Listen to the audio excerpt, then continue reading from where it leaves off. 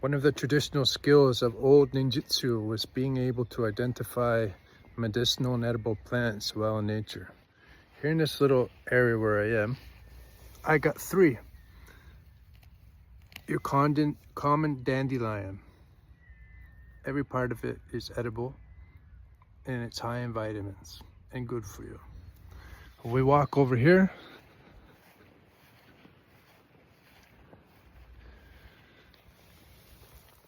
This tree here, this tree is called a balsam fir, and the needles are good for boiling in tea and rich in vitamin C.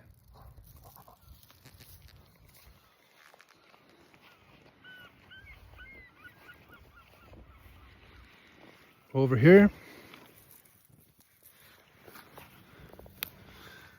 are Japanese knotweed roots.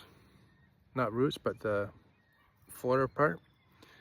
And they're very medicinal and they fry up very well like asparagus.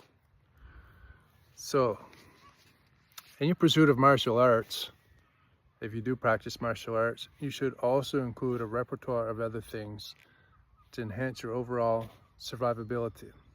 Force Monk 9, she's in for you.